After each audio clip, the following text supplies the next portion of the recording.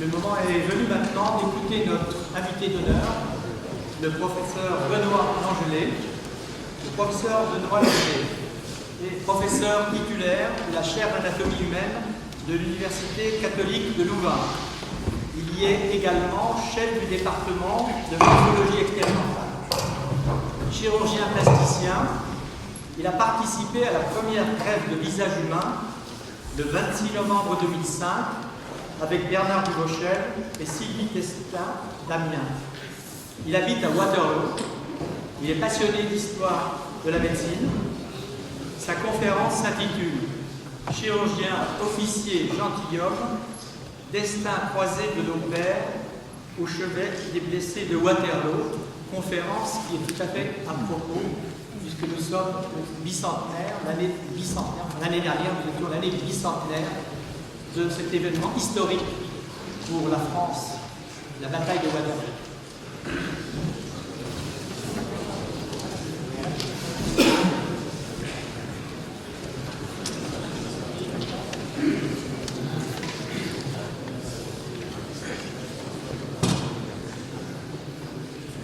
Monsieur le Président, Monsieur le Secrétaire Général, Messieurs les ambassadeurs, Excellences, chers collègues membres de la famille, Mesdames, Mesdemoiselles, Messieurs. Le destin des hommes est souvent le reflet de leurs rêves d'enfant. L'orateur qui monte ici à votre tribune et qui vous remercie chaleureusement de l'honneur que vous lui réservez a grandi enfant sur une terre d'histoire. Au soir du 18 juin 1815, s'est brisé définitivement le vol de l'aigle, celui de l'héritier des Lumières, dernier flambeau de 2 siècles où l'esprit français éclaira le monde. L'âme d'un enfant est sensible à l'histoire qui l'entoure. Elle est sensible à vivre dans l'entourage de la mort, de la souffrance, du combat. Et dès lors, l'enfant, en son cœur, se plaît à rêver, lui aussi. Uniforme bleu d'azur, de l'âme, de sang noblement versé, de combat. Lorsque l'adolescent, quelques années plus tard, lit à l'endroit même où elle fut écrite par Victor Hugo, la légende des siècles, le fil de son destin chirurgical va définitivement se nouer. L'histoire, en effet, raconte qu'au soir de la bataille du Mont-Saint-Jean, le duc de Wellington, vainqueur, parcourt de sa lunette la ligne française et qu'au milieu du fracas, de la poussière et de la poudre, il aperçoit un homme qui s'abaisse humblement pour panser les blessés de tout rang et de toute nation. Le duc alors lève son chapeau, se découvre lentement et salue. À ses officiers d'état-major qui s'étonnent de le voir saluer un ennemi, il dit « Je salue, messieurs, l'honneur et la vertu qui passent. » L'homme qu'il salue s'appelle Jean-Dominique Larrey. Il est chirurgien en chef de la garde impériale.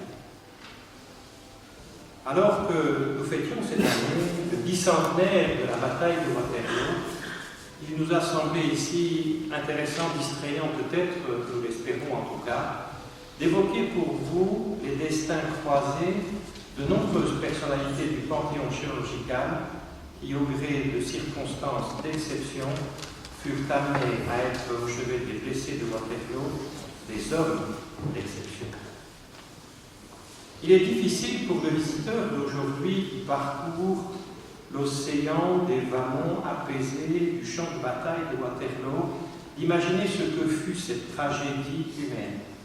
Waterloo, c'est en effet 10 000 tués, 35 000 blessés, sur un total d'environ 190 000 hommes engagés dans l'ensemble des armées qui s'opposaient.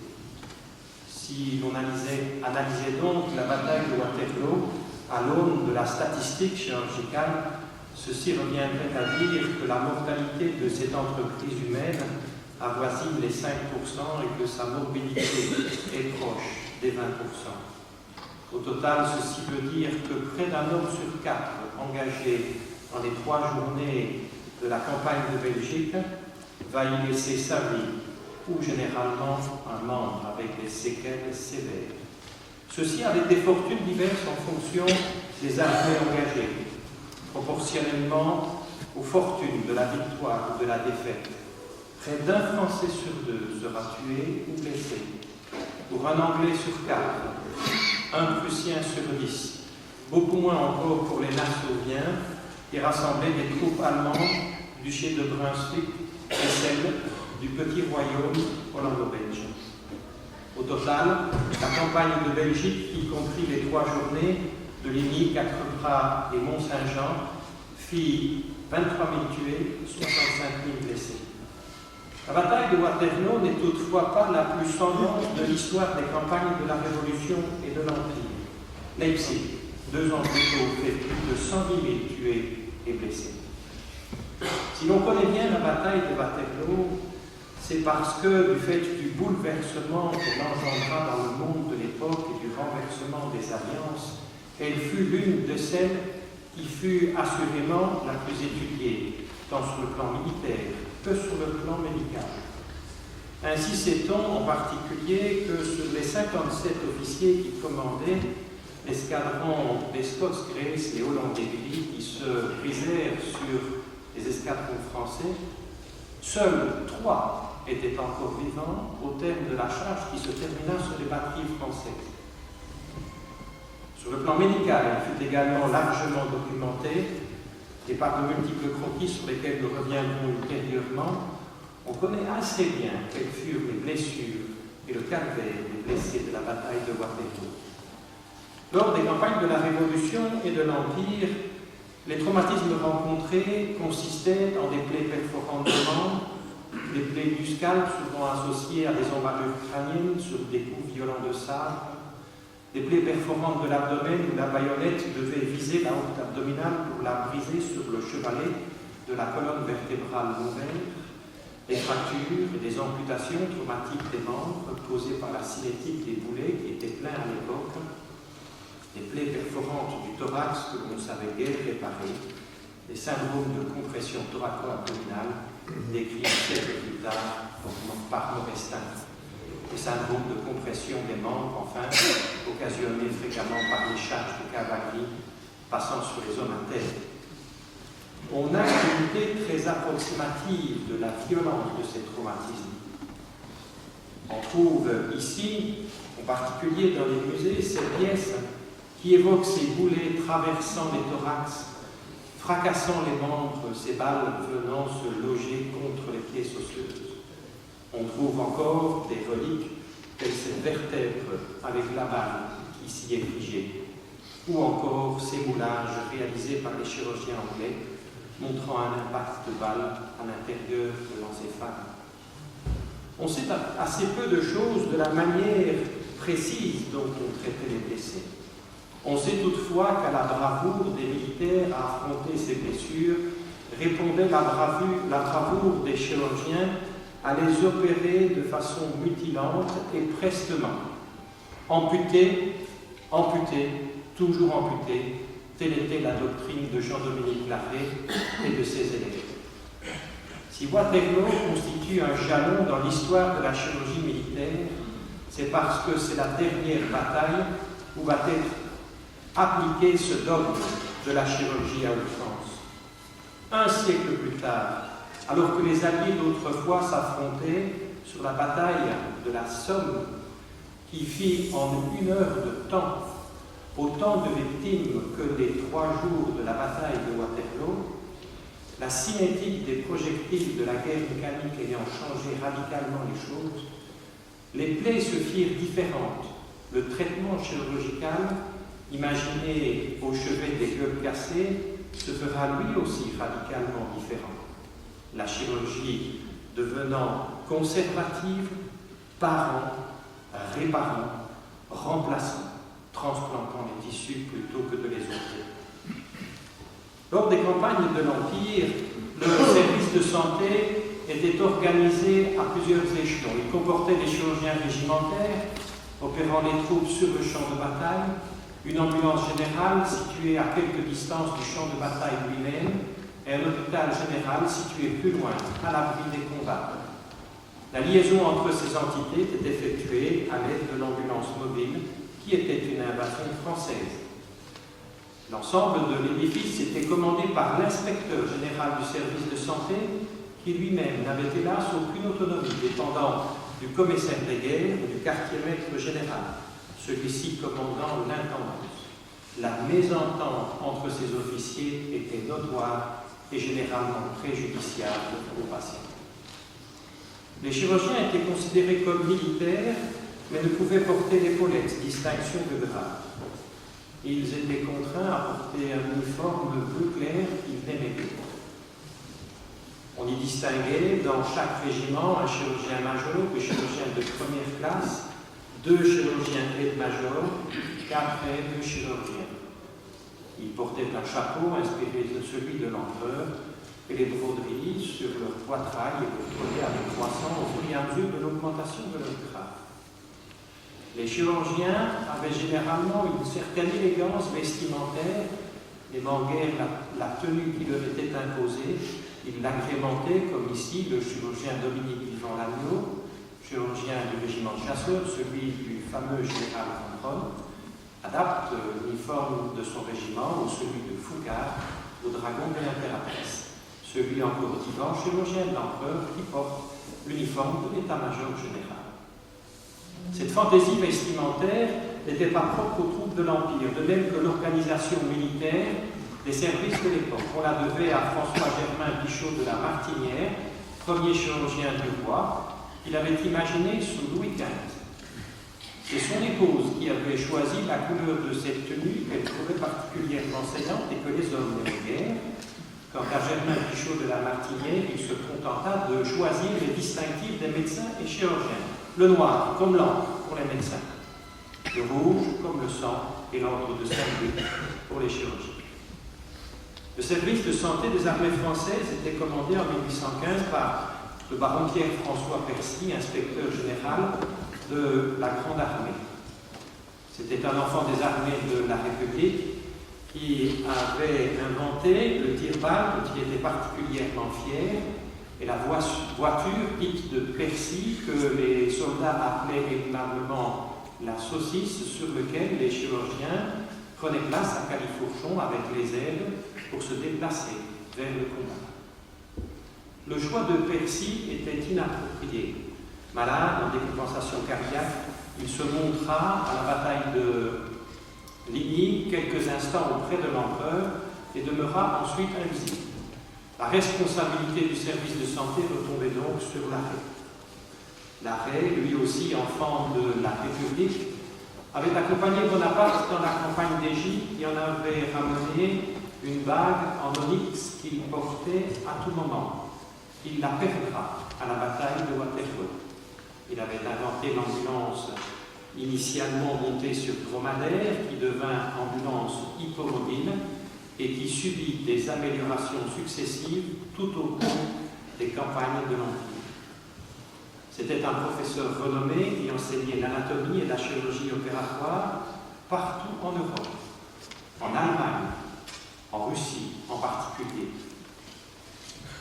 Lorsque vint le moment de traverser la Bérésina, l'arrêt fut porté par ces hommes sur leurs épaules. Ils voulaient le protéger tant ils avaient de l'estime pour le personnage. Ainsi, la marée humaine, où c'était le chacun pour soi, se divisa devant le chirurgien comme les flots devant Moïse, afin de lui permettre de passer de l'autre côté de la rive. Place à monsieur l'arrêt, criait-on, chaque fois qu'on le voyait arriver. L'arrêt est également l'ami du soldat. Lors de la bataille de Lutzen et de Bautzen, il fut nommé par l'empereur pour mener une enquête sur les Marie-Louise, jeunes soldats qui présentaient en série des mutilations digitales que le maréchal général Soult estimait auto-infligées et donc source de trahison. Il se proposait de les fusiller par centaines. pour l'exemple. Dans son rapport, l'arrêt démontra que les blessures étaient liées à l'inexpérience des soldats et la cadence trop rapide avec laquelle on les obligeait à charger le fusil. Dans celui-ci, il écrira ce qui résume sa philosophie. Le médecin est et doit être le meilleur ami de l'humanité. À ce titre, il doit toujours parler en sa faveur. Vous devez toujours soigner et penser le coupable comme innocent et ne voir que le corps blessé et malade. Le reste n'importe pas. Le maréchal Soult, qui dirige les armées à la bataille de Waterloo, lui vouera une haine sans fin, s'opposant en particulier à sa progression dans l'ordre de la Légion d'honneur. L'empereur fut plus reconnaissant. Dans le mémorial de Sainte-Hélène, il écrit « Quel grand homme cela fait, quel courage, quel bravoure, quelle résistance dans l'adversité, quelle tolérance et quelle bonté pour les hommes. L'arrêt était dans mon armée le seul ami de tous les soldats. Si l'armée devait élever une colonne à la vertu, elle devrait la construire à l'arrêt. » L'empereur avait une telle confiance en l'arrêt qu'à Sainte-Hélène, il le nomma l'un de ses exécuteurs testamentaires. Peu avant la bataille de Waterloo, le corps médical anglais est dirigé par Sir James Grant, qui est le Principal Medical Officer. Celui-ci a installé son ambulance à 800 mètres de la ligne de front où le duc de Wellington a disposé son armée, sur une crête, avec en contrebas une région où les troupes peuvent s'abriter et ne pas s'exposer ni à l'artillerie ni au regard des Français. Le choix est judicieux, car cette ferme, qui est une commanderie de l'ordre de Malte, possède des hauts murs, à l'abri desquels les soldats seront parfaitement protégés. La ferme est commandée par Sir John Bunning, qui est l'inspecteur général du service de santé. Le service de santé britannique comprend dans l'état-major 10 chirurgiens, 4 chirurgiens et 1 pharmacien. Et dans les troupes, une quarantaine de chirurgiens, 82 aides de chirurgiens affectés au régiment. Au total, 191 officiers de santé, en sous-effectif toutefois, par rapport à ce qui est prévu au règlement. Lorsque commence la bataille de Waterloo, ils ont déjà plusieurs nuits de travail sans relâche. La ferme de Mont-Saint-Jean est the place to be, en quelque sorte. On y trouve de nombreuses unités chirurgicales, encore jeunes à l'époque. Ainsi, Sir James Guthrie, qui a décrit le muscle transverse profond du périnée, ainsi que la fonction de continence pelvienne, qui sera un grand chirurgien urologique. Sir Astley Paston Cooper, du ligament pectiné de Cooper, qui a décrit également le fascia spermatique et le ligament suspenseur de la mamelle. Avec l'ensemble des aides qui officient au sein de la ferme de Mont-Saint-Jean, ceux-ci vont recevoir sur la journée du 18 juin 6 000 blessés, réaliser 750 amputations. Contrairement aux officiers français qui agissent par compression à la racine des membres, ils utilisent une lanière de cuir qui est vissée à la racine de celui-ci de manière à le stranguler progressivement. On appelle l'instrument le tourniquet, aujourd'hui encore dans la littérature. Alors que progressivement les interventions se succèdent, les membres s'empilent au sein de la cour de la ferme. Le spectacle est effroyable pour les hommes et John Bunning demande aux aides de les évacuer et de les enterrer à l'extérieur de la ferme. Le service de santé prussien est commandé par le major von List, qui a un rôle providentiel dans la bataille. En effet, lors du combat de Ligny, le 16 juin 1815, 2 jours avant la bataille, un engagement se produit entre la cavalerie française et la cavalerie prussienne. Les cuirassiers français renversent le cheval du maréchal, qui tombe sur lui et écrase le membre inférieur. Le chirurgien von List, qui se présente à son chevet, décrète que le membre est simplement contu, la radiologie n'existe pas, alors que l'Oberarzt, qui commande le service de santé, recommande l'amputation immédiate, Bisque recommande la conservation de celui-ci. On rêve à penser ce qu'aurait été le destin de la bataille de Waterloo si Blücher avait été amputé et si les Prussiens ne seraient pas revenus sur les revers des Français. Dans l'état-major anglais, la bataille fait rage et presque tous les officiers de l'état-major de Wellington vont se retrouver sévèrement blessés. Ils Il en va ainsi en particulier du prince Guillaume d'Orange, qui est l'aide de camp du duc de Wellington. C'est un petit homme femme, malingre, qui souffre d'une acné qui lui dévore le visage et que les soldats appellent Young Flock, le jeune crapaud. Il est blessé d'une balle qui le prend dans le relief napoléonien à l'épaule, ce dont les soldats se réjouissent car il ne mène guerre, car il les conduit généralement à des entreprises militaires démesurées et extrêmement meurtrières. Il est évacué vers l'auberge de Baudendien à Waterloo, l'endroit où s'élève aujourd'hui le célèbre lion, est en réalité situé à l'exact endroit où lui fut infligée une blessure, ma foi, relativement bénigne. Une même blessure, mais beaucoup plus profonde, affecte Lord Fitzroy Somerset, qui est l'aide de camp du duc de Wellington. La balle a touché de près l'articulation qui se trouve ouverte et, selon le principe du temps, l'amputation est pratiquée lorsque celle-ci se termine et que l'aide de chirurgien emporte le membre supérieur avec un flegme tout britannique. Lord Fitzroy l'apostrophe et lui dit « Voulez-vous, monsieur, me rendre mon bras? Je dois y récupérer l'anneau de mariage que m'a offert mon épouse. » Le destin du colonel Gordon sera hélas plus dramatique. Il commande la ferme de la Haye-Sainte sur laquelle viennent se briser les assauts de l'armée française. Lui aussi doit être amputé. Il est transféré dans le centre de la ville de Waterloo, à 5 km du front, dans l'auberge de Baudendien, où le duc de Wellington a établi son état-major. Lorsqu'au soir de la bataille, le duc de Wellington rédige sa célèbre Waterloo Dispatch, le colonel aide-de-camp expire dans la pièce à ses côtés. Le duc de Wellington a les yeux qui se remplissent de larmes et écrit à ce moment « Par Dieu, je ne sais pas ce qu'est une bataille perdue, mais rien n'est plus pénible d'en gagner une en perdant autant de ses amis. » La colonne Gordon commémore l'endroit où le colonel fut blessé. Un autre blessé célèbre et amusant est le lieutenant-général Sir Henry William Paget, comte de Bridge, plus tard marquis d'Anglesey. C'est lui qui commande la charge des Écossais-Gris que nous avons évoquée tout à l'heure.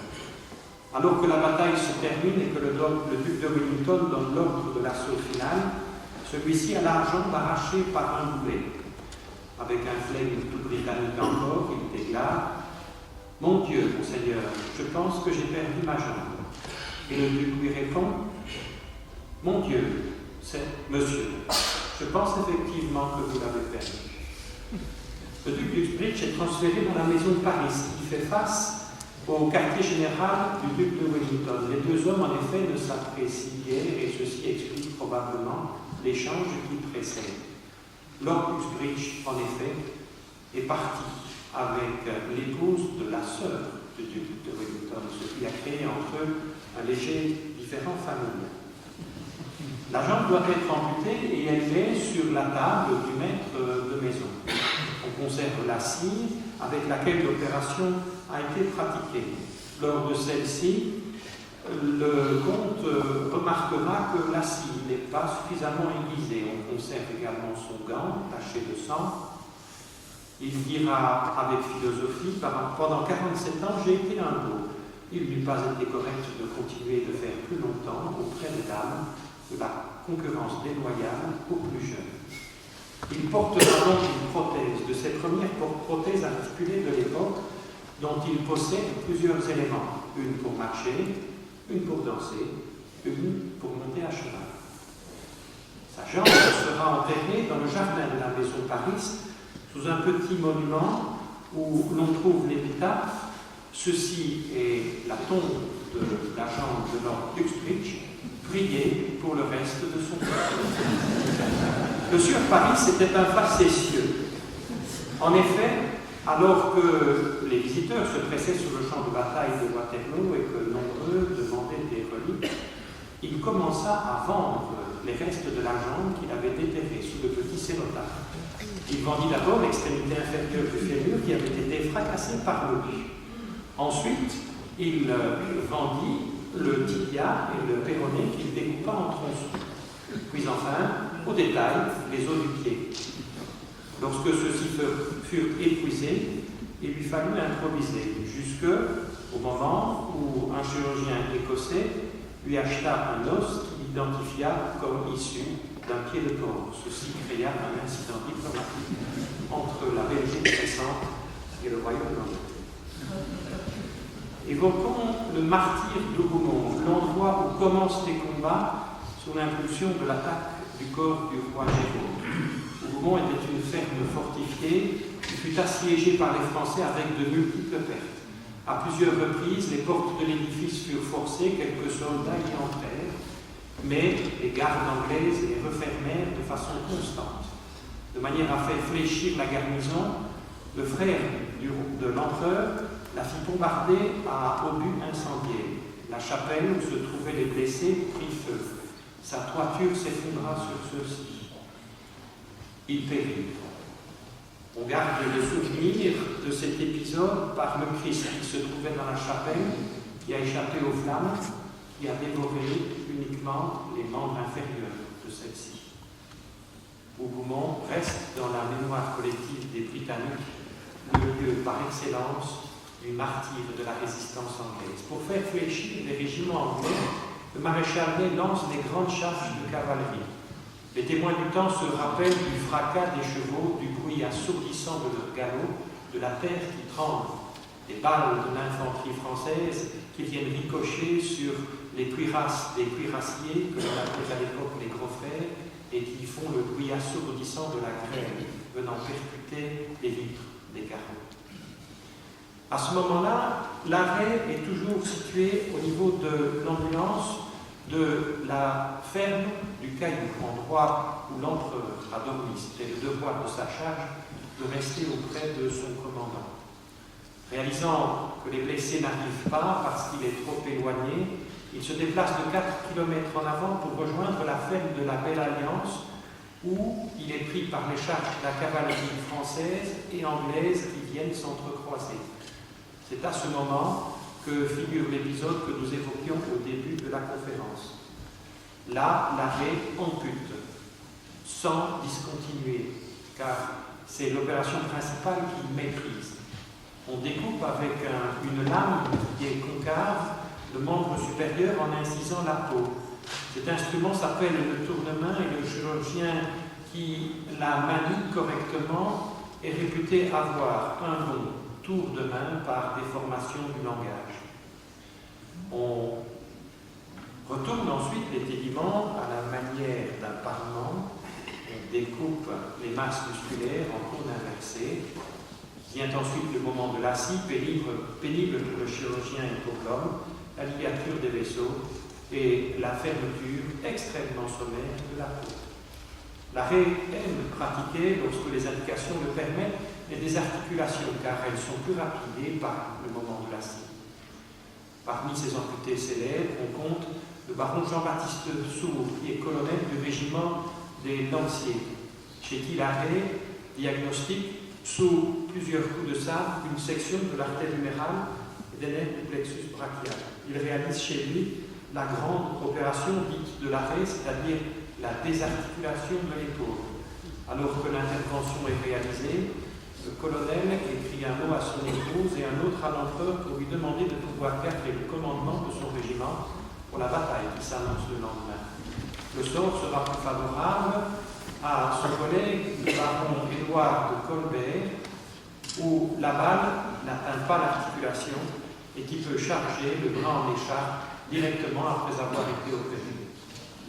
Alors que la bataille se termine, les régiments français gisent sur la plaine, restant conformés en carré à l'endroit où ceux-ci sont tombés. L'empereur quitte le champ de bataille. Il est triste, mélancolique, dépressif, fatigué. En réalité, il n'a jamais été à la hauteur de la journée. Certains prétendent qu'il souffre d'une crise de thrombose hémorroïdaire qui n'a pas été soignée et qui lui a empêché de faire des reconnaissances, de monter à cheval, de transmettre ses ordres de façon efficace à ses chirurgiens.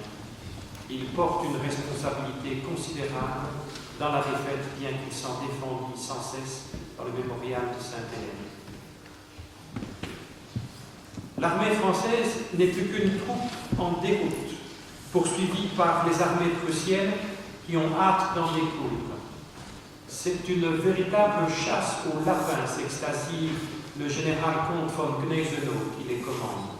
Une chasse aux lapins au clair de lune. Les Prussiens se livrent à des exactions, exécutent sommairement les soldats de la garde, des petits orateurs au glas avant l'heure. L'arrêt n'échappe pas à ces exactions. Alors qu'il a quitté dans la déroute son poste à la Belle Alliance, il arrive à la hauteur de Genappe. Dans ses mémoires, il écrit « À Genappe, nous fûmes coupés par un corps de l'avant-garde prussien. Je marchais vers eux à la tête de ma compagnie et n'hésitais pas à forcer le passage, le sabre à la main. L'arrêt est réputé pour être un irréductible vantard. Après avoir tiré mes 2 coups de pistolet sur des cavaliers qui nous barraient le chemin, je fis une trouée à travers laquelle mes compagnons et mon domestique passèrent au grand galop. Mais mon cheval, frappé d'une balle, s'abattit, et je reçus à l'instant à la tête et à l'épaule un double coup de sabre qui me renversa sans connaissance. Il reste là, gisant sur le bord de la dîle, sans connaissance pendant 2 heures. Il se réveille et reprend sa marche. Arrivé à proximité de la Sambre, il est arrêté une nouvelle fois par un corps d'officiers prussiens qui, jugeant à son habillement, à sa petite taille, à son embonpoint, le prennent pour l'empereur lui-même et se mettent en tête de le fusiller sommairement. Mais le chirurgien, qui selon l'usage du temps est chargé de lui bander les yeux, ce qu'il refuse, le reconnaît à cet instant. Mais vous êtes monsieur l'arrêt. J'ai suivi vos leçons lorsque vous les donniez à l'Académie de chirurgie de Dresde. C'est donc l'enseignement de l'arrêt qui le sauve. On lui prend toutefois son sabre et sa célèbre bague d'onyx dont il ne se séparait jamais. Il est conduit devant le maréchal Blücher, qui loge à l'auberge du roi d'Espagne, où se trouvait l'avant-veille le duc de Wellington et l'autre, et le lendemain, le frère de Napoléon, de véritable place to be, là encore. Le maréchal Blücher le reçoit et est navré de le voir en aussi piètre état. On lui a retiré son uniforme, son épée, ses bottes. Il marche pieds nus. La tête est à peine bandée, dégoulinante de sang. Blücher est embarrassé car 2 années auparavant, l'arrêt a sauvé son propre fils à la suite de la bataille de Leipzig. Il demande qu'on l'habille, qu'on le soigne et qu'il soit évacué vers l'antique cité universitaire de Louvain, où nous le retrouvons. Le champ de bataille, après la défaite, n'est qu'un vaste terrain couvert de corps épars et ensanglantés. Les pillards s'y multiplient et pullulent. Les pires d'entre eux arrachent sur les corps des soldats morts les dents, de manière à les envoyer à Londres où les oral surgeons réalisent à l'aide de celles-ci des prothèses amovibles qui sont montées sur ivoire ou sur bois. On appelle ce sinistre commerce à Londres Teeth of Waterloo. Il faut savoir qu'à l'époque, il y avait quelques justifications à procéder de la sorte car l'hygiène dentaire est déplorable. La plupart des souverains d'Europe n'ont plus de dents. Ainsi en est-il que l'impératrice Joséphine, pourtant si belle, qui à l'âge de 40 ans avait l'ensemble de ses dents gâtées et qui se défendait à tout moment de sourire, car ceci aurait définitivement gâté sa beauté réputée. Les dents de l'empereur, par contre, étaient parfaites, car elles étaient soignées 1 fois par semaine, on a gardé son nécessaire dentaire. Il faut alors réaliser la pénible besogne de nettoyer le champ de bataille et d'y relever les blessés, de les distinguer des morts. De multiples tombereaux de cadavres se constituent aux alentours de la ferme d'Hougoumont, où ceux-ci sont brûlés sur des gigantesques bûchers qui brûleront des jours durant, entretenus par la graisse humaine en consumption. On pratique de même aux alentours de la ferme de la Belle Alliance, dans la Sablonnière, où les blessés sont enterrés dans de vastes charniers. Les Français sont hélas abandonnés à leur sort, car le service de santé français s'est débandé avec la défaite. Ils sont pris en charge par le docteur Jean-Baptiste Setin, un Nivellois, un local du coin en quelque sorte, qui est un ancien chirurgien-major de la Grande Armée qui a fait la campagne de Russie aux côtés de l'armée. Les Français sont donc heureux de voir en effet qu'ils refusent communément les soins et la lame amputée que leur présente pourtant avec bienveillance certains chirurgiens anglais. Les Anglais sont évacués vers la ville de Bruxelles, où leur arrivée par voie entier cause une grande émotion dans la population. La chirurgie qui est pratiquée à cet endroit est incroyable. La plupart des chirurgiens anglais sont des aventuriers, sans formation médicale, qui sont venus chercher là, en quelque sorte, des émotions fortes. Le regimental surgeon Andy James du régiment de Light Guards écrit: je n'oublierai jamais la chirurgie hâtivement pratiquée dans ces circonstances, le spectacle épouvantable dont les hommes sont les témoins, alors qu'ils savent que leur tour de passer sur la table souillée de salive et de sang sera le prochain, et qu'ils voient la douleur transfixiante de l'amputation et la torture d'une exploration à la sonde. Ces apprentis vont être rejoints par des chirurgiens de renom, parmi lesquels Sir Charles Bell, qui est chirurgien établi à Londres. Il est d'origine écossaise et par conséquent francophile. Lorsqu'il a appris la nouvelle de la terrible bataille de Waterloo, il est monté précipitamment dans un brick et arrivant à Bruxelles, il demande au main officer de pouvoir être dédicacé spécifiquement aux soins accordés aux Français. C'est une véritable sommité médicale dont l'œuvre neuroanatomique est considérable. Il a décrit le nerf thoracique long, appelé nerf de Charles Bell, que beaucoup de nos étudiants dans leur inculture attribuent à un souverain capétien des premières générations. Il a décrit également la loi de Dell et de Magendie, en démontrant que la racine antérieure des nerfs spinaux, lorsqu'elles sont sectionnées, s'accompagne d'une paralysie, alors que les racines dorsales sont de nature sensitive et les nerfs distaux mixtes. Bell, comme tous les anatomistes qu'il est un excellent dessinateur.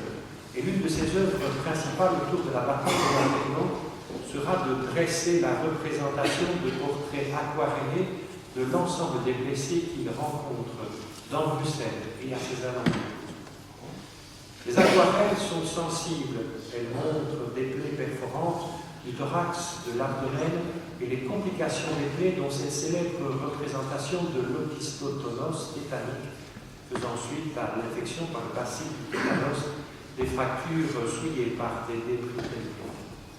Bell représente avec soin les visages souffrants de ses patients. La contemplation de ces visages meurtris, tristes, ravagés, naîtra et se renforcera sa fameuse théorie de l'anatomie des émotions. Dans l'exercice anatomique se démontre être en réalité lié à l'expression ou contraction des petits muscles de la face transmis aux téguments, étude qui mène en parallèle avec celle des grands maîtres et des artistes. Étude qui montre les mécanismes intrinsèques de l'expression faciale, plusieurs décades avant sa démonstration physiologique par Duchesne de Boulogne. Il décrira également ainsi la paralysie faciale liée à la section du nerf facial et la dénervation des masses musculaires du système musculato-névrotique superficiel de la face. Une théorie qui marquera Charles Darwin lui-même malgré ses travers créationnistes. Comme anatomiste, comme dessinateur, Bell fut toutefois beaucoup plus performant que comme chirurgien. Dans ses mémoires, il rapporte en effet avoir effectué 146 amputations primaires et 225 amputations secondaires, avec des taux de mortalité extrêmement élevés qui ne sont guère spectaculaires. Il se compare fort défavorablement à ceux des élèves de l'arrêt qui officient dans les environs de Bruxelles, les hôpitaux Saint-Pierre et Saint-Jean étant saturés. Ils opèrent un petit peu partout, dans les couvents, les abbayes, les églises. Ce sont généralement des élèves de l'arrêt et des services de santé français qui, à la première restauration, sont retournés dans le civil. Ils sont aidés par les compagnons d'armes qui ont été soignés dans un premier temps et généralement par les hommes d'église. C'est la population belge elle-même qui assure les soins post-opératoires, en particulier les comités de dames de la noblesse des grandes familles, les lignes, les mérodes, les lits de guerre, qui visitent les patients, réalisent les pansements post-opératoires et apportent des vivres aux blessés. Dans l'antique cité de Louvain se trouve l'hôpital principal sous autorité prussienne. Y officie Jean-François Kleuskens, qui avait été dans les armées autrichiennes puis françaises, et lui aussi un élève de l'armée. Il y retrouve son maître, prisonnier sur parole des Prussiens, qui est père, réparant la plaie deltoïdienne, qui est plus profonde, et la plaie temporale, qui allait jusqu'au muscle, mais sans créer une embarras. L'arrêt continuera à lui servir d'aide jusqu'au moment où il sera remis et rentrera en France. Il y retrouve le baron Jean-Baptiste Seutin, qui sera l'inspecteur général du service de santé de l'armée royale belge, le chirurgien de Bois-Léopold, quelques années plus tard. Seutin invente, dans ces circonstances, le fameux bandage inamovible qui permet d'immobiliser la fracture avec une bande amidonnée tout en permettant ses soins directement sans que le membre ne soit complètement couvert par le plâtre. Ensemble, ils opéreront 9000 blessés, réaliseront 325 amputations secondaires avec un taux de décès, vous le voyez, de 7%, qui se compare très favorablement à ceux des Anglais. Kleuskens écrit: les succès que nous obtenons chez nos amputés et nos fractures dépassent nos expériences. Ces succès offrent un contraste frappant avec les fâcheux résultats des chirurgiens anglais. Peu de leurs amputés ont survécu, leurs opérés ont presque tous succombé à la pourriture d'hôpital. Les mesures d'hygiène dans les hôpitaux britanniques leur faisaient grandement défaut. L'arrêt conclura en écrivant: les blessés français de cette terrible bataille ont fort heureusement été remarquablement soignés par mes élèves, les chirurgiens belges, qui sont de loin les opérateurs les plus habiles, les plus inventifs et les plus bienveillants qu'il m'ait été donné de rencontrer. Lorsque le baron Seutin défendra quelques années plus tard sa thèse sur le fameux bandage à nouveau inamovible, son auditeur externe, étranger, ne sera autre que Félix Hippolyte Larrey, le fils de son maître. Dans les suites de la bataille, le calvaire des chevaux et des montures ne sera pas oublié. Pour faire chuter Bonaparte, un seul homme, écrit cavalier Mercer de la Royal Horse Artillery, on a précipité plus de 10 000 chevaux dans la ville. Sir Astley Paston Cooper, que nous avons vu tout à l'heure, sera particulièrement sensible au calvaire engendré par les bêtes blessées lors de la bataille. Après avoir soigné les hommes, il soignera de la même manière les chevaux et ramènera à ses frais près d'une trentaine de ces éclopés dans son domaine en Angleterre, de manière à ce qu'ils puissent y paître en paix. Que le visiteur d'aujourd'hui qui arpente la morne plaine et qui promène son regard sur les froids monuments et sombres cénotaphes qui célèbrent la glorieuse mémoire de ceux qui y sont tombés interrompe ses pas. Qu'il s'arrête un instant et qu'il fasse silence, et que dans ce moment de recueillement, il entende dans son cœur monter, lancinante et silencieuse, la complainte des blessés et des agonisants. Alors que le soir tombe sur ce paysage de champs et de vallons qui l'entoure, qu'il voit, rougi par le sang des hommes, la terre douloureuse qui s'est refermée à jamais sur leur corps sans vie. Une terre argileuse qui aujourd'hui encore couvre sous les larmes de pluie que verse sur elle un ciel gris et bas, l'amas épars de leurs cendres et de leurs ossements répandus, mêlés à la hâte de ceux de leurs chevaux, entraînés dans le même funeste destin. Que le visiteur mesure ainsi que si sur ce sol, approuvé par la souffrance des hommes, s'est interrompu définitivement le vol de l'aigle, ici n'ont pas triomphé de lui les puissants qui se sont levés pour défendre par les armes et dans le sang les ambitions des royaumes et des empires. Ici, en effet, l'histoire a élevé dans sa mémoire les humbles qui se sont abaissés avec miséricorde pour panser les plaies d'un monde à jamais révolu et celles d'un autre en devenir. Faisant ce singulier constat, le visiteur pourra nous dire que l'humanité aurait pu faire l'économie des guerres et de leurs désastres pour contribuer au progrès de l'art de guérir. Certes, mais force est de constater, et la démonstration s'en répéta hélas un siècle plus tard, que c'est en pareille circonstance d'exception, portée par des hommes d'exception, que l'humanité trouve en elle la force de transcender l'adversité de ses noirs travers pour contribuer au progrès de son œuvre bienveillante envers les souffrants.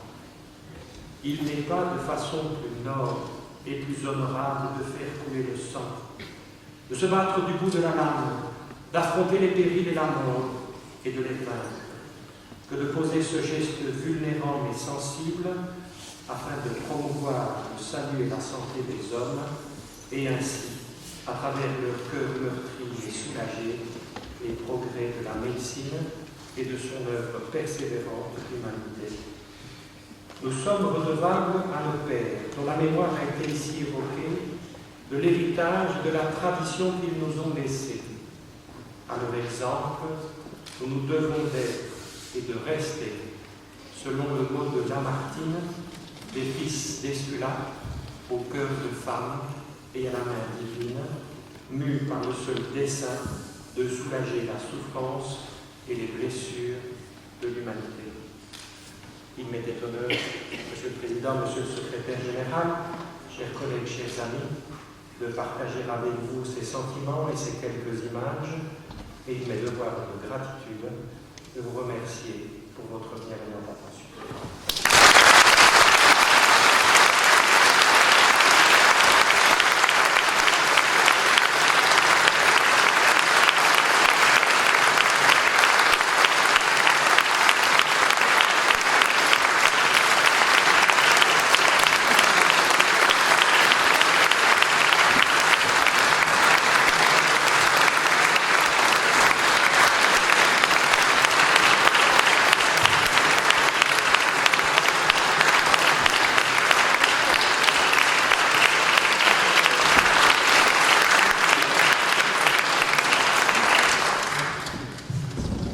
Chers invités d'honneur, chers Benoît Langelet, nous n'avons pas été déçus, nous le savions déjà, mais nous sommes très honorés de vous remettre ce modeste diplôme d'invité d'honneur en présence de votre ambassadeur en France. Monsieur l'ambassadeur.